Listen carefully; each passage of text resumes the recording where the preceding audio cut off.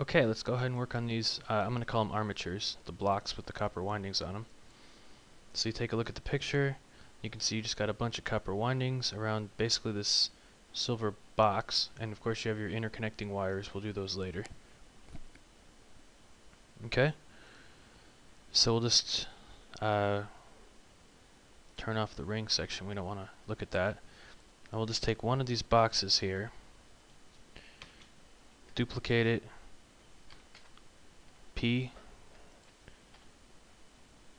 to separate it, and we'll move it down here to this other layer so we can just work on this box. Okay. So what I'm going to do first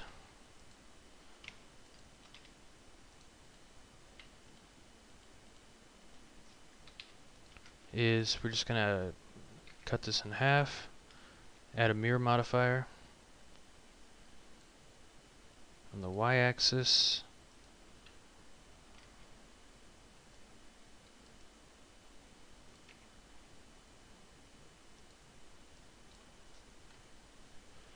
okay, and that way we only have to do one at a time. Okay.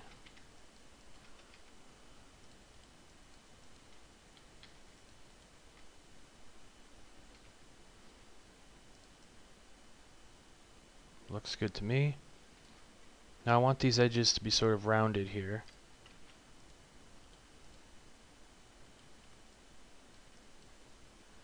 So that's not too hard to do. Just bevel them like that. And again. And actually maybe one more time. Yeah, that'll be nice and smooth. Okay, now you can see we put all these silly faces in here. Let's get rid of those so we can have a nicer bevel later.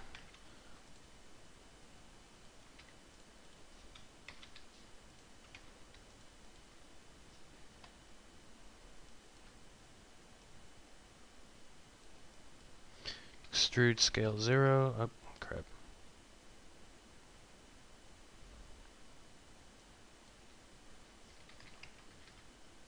Remove doubles.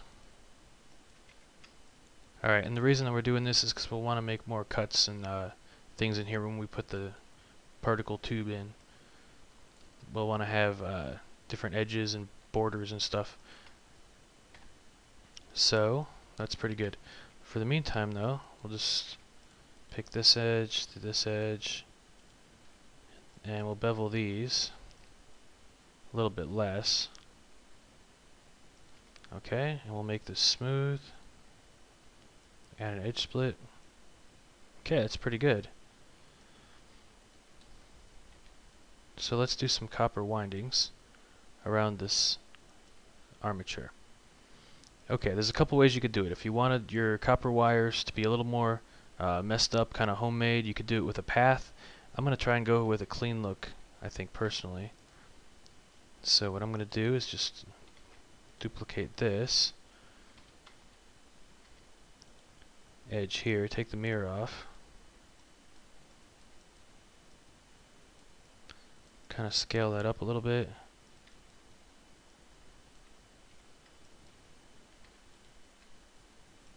Okay.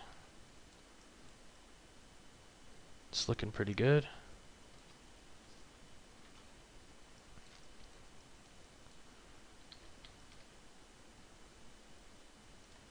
Okay. So that's one winding right there. And then just because it's supposed to be circular,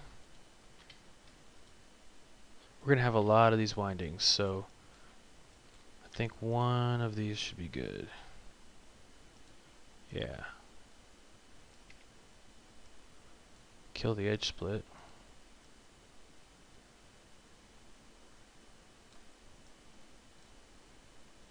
Set smooth. Okay, poof, copper winding. So let's add an array to this.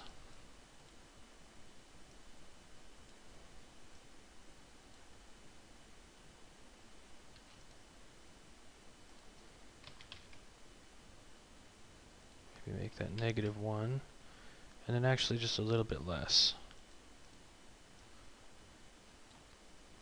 A little bit less than -1, so you have a tiny little gap in there. I think that's good. And obviously there's a lot of room for you to play around with this.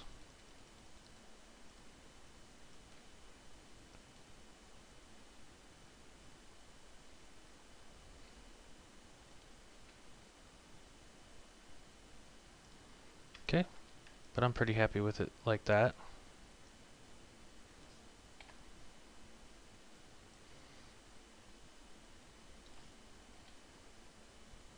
Let's see, I got a lighting set up here. Just want to kind of take a look at this.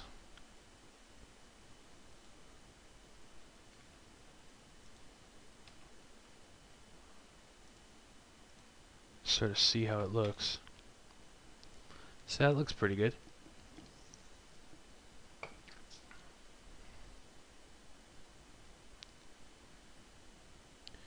Actually, it looks pretty good, but maybe we can make that a little, those wires a little more pronounced.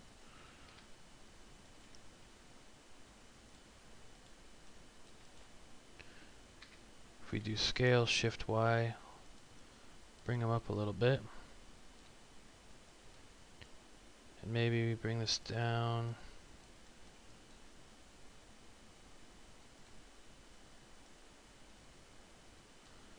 Okay, that's pretty good.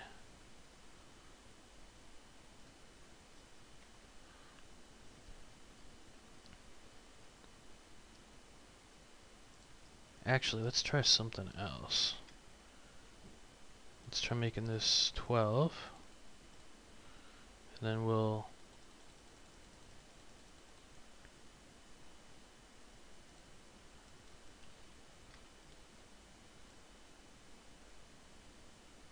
do a second one here.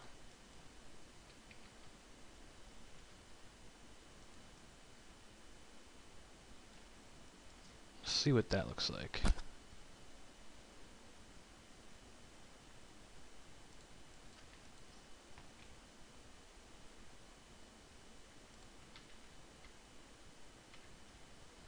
Nah, we'll just go back to how we had it.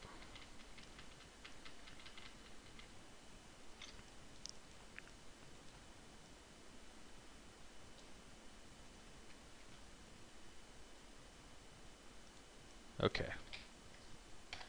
Plenty of room for you guys to do whatever you want with this. So we'll parent that to that. Actually, let's see. Yeah, we have to parent it because I don't want to add more geometry to this, and the edge split's going to be kind of a pain in the butt. So these need to be separate for now.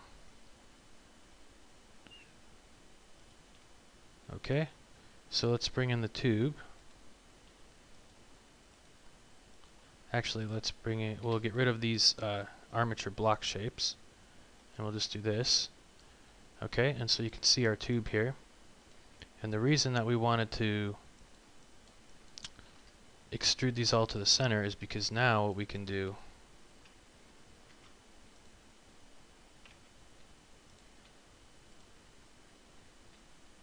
is get rid of that, which I should have actually done before, but we'll scale this in right to about where the tube's going to end, and we can extrude that on the y-axis a little bit.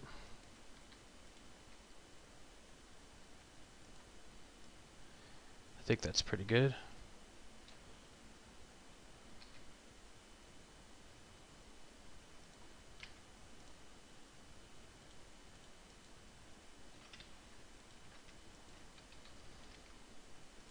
Make it a little bit bigger there. And maybe a little more forward, just to accommodate that tube. Okay. Yeah, I'm pretty happy with that. So now let's go into the tube. We'll do one edge at a time here. So I'm going to take this edge here, bevel that, bevel it again, and maybe one more time.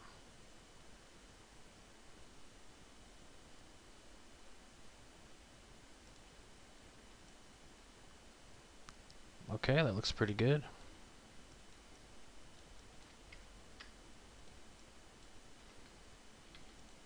because the tube will actually be continuous within the armature part here. So that looks good.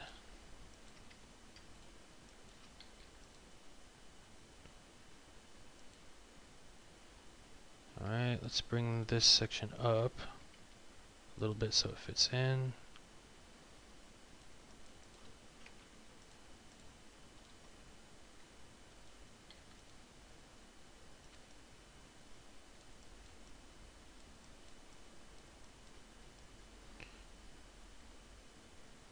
Yep, that's good. Alright. As I said, this is a high poly mesh. Obviously, you don't have to go into this much detail. Set smooth.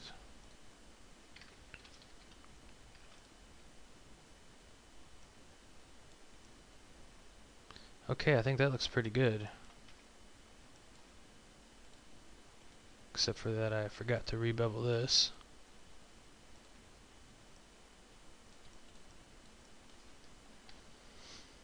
Good.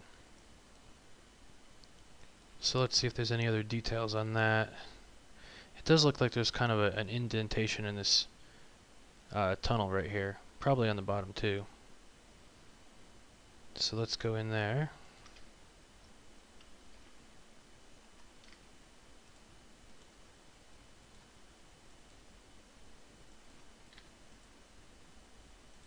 Just do that. Scale that out. Scale this in.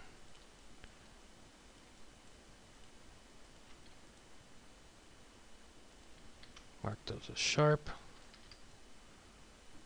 Yeah, I'm pretty happy with that. There probably would be one on the bottom too.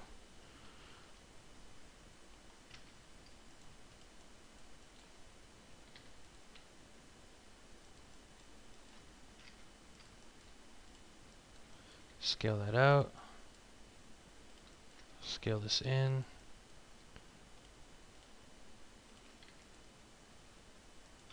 Bevel, mark sharp. Done. Okay. Pretty good. So let's go ahead and apply this array. It's a lot of faces in there. About almost a little bit less than 6,000 faces.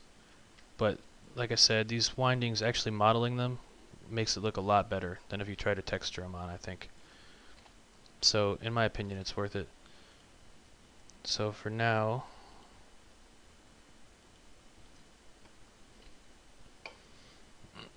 let's see. Actually, we'll just join these for the moment. So let's go here, apply the mirror, and we'll cancel the edge split. So just join these temporarily. Put the cursor in here. This is going to be a pretty huge polygon count in this armature section with all these windings we're going to do.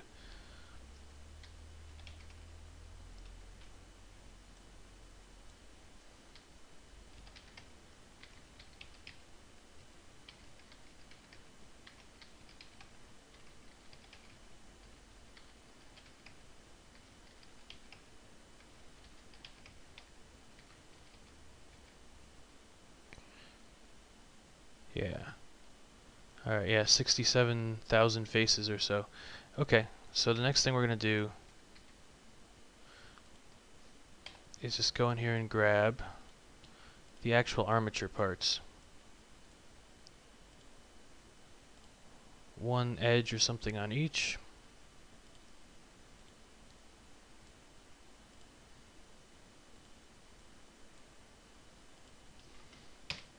Make sure we got them all. Yep. P selected, and then that just separated them out, and we'll add the edge split back on that. Okay.